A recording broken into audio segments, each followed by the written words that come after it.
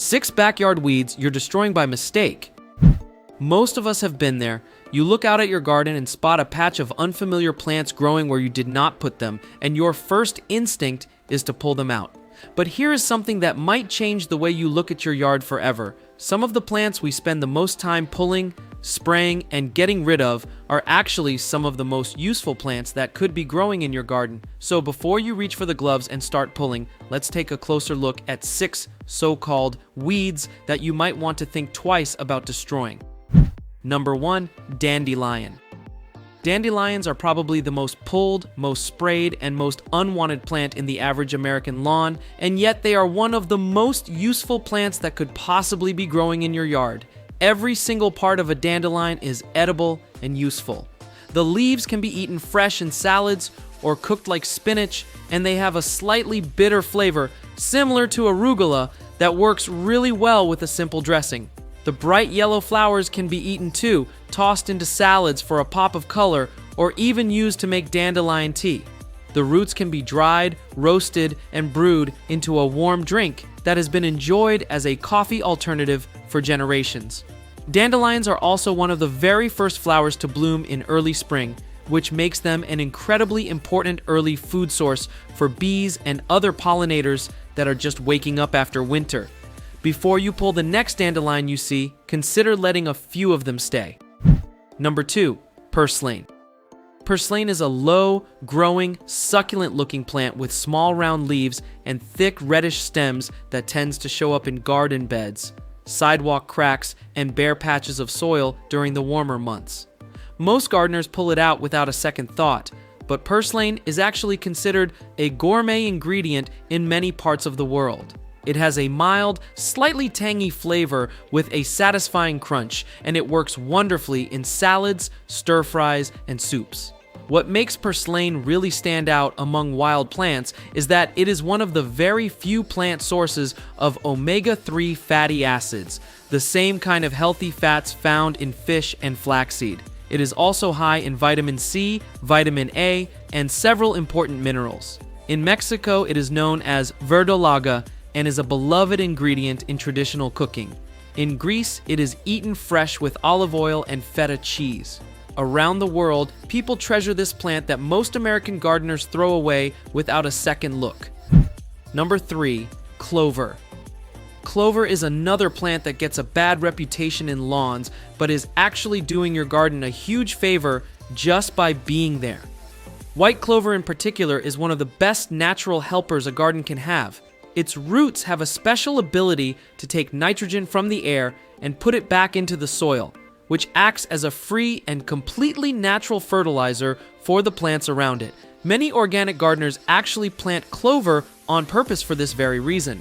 Clover flowers are also one of the most important nectar sources for bees and other pollinators, and a lawn with clover in it will attract far more beneficial insects than a lawn without it. Before chemical lawn care became popular, clover was actually considered a desirable part of a healthy lawn, not a weed. Letting clover grow in parts of your yard is one of the easiest and most natural things you can do for your garden's long-term health. Number 4, chickweed.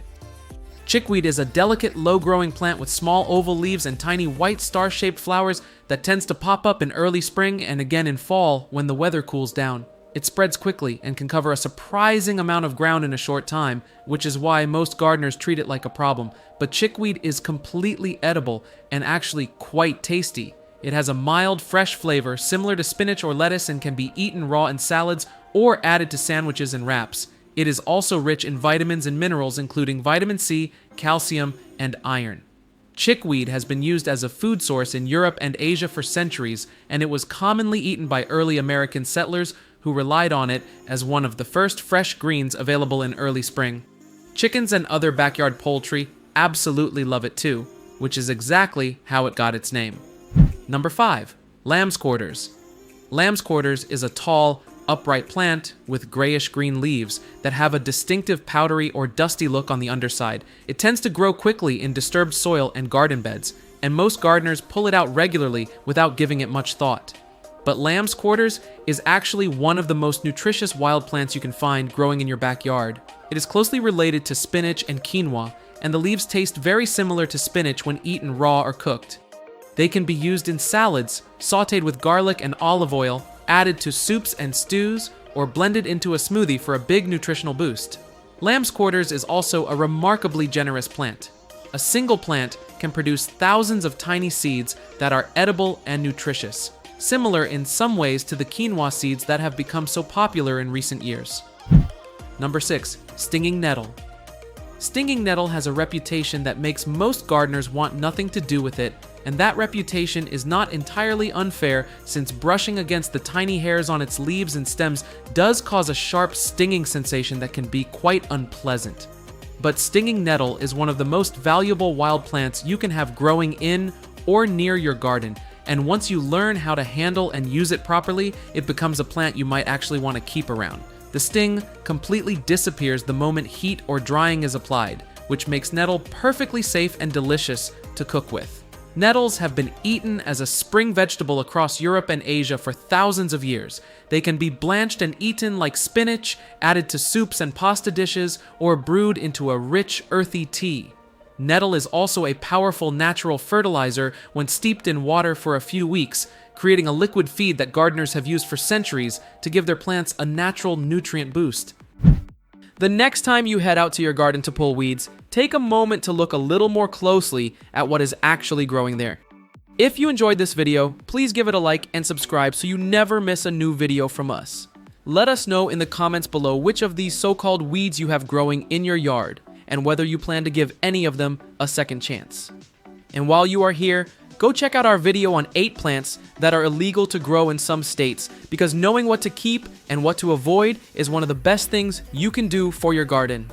Until next time, life is better when you garden.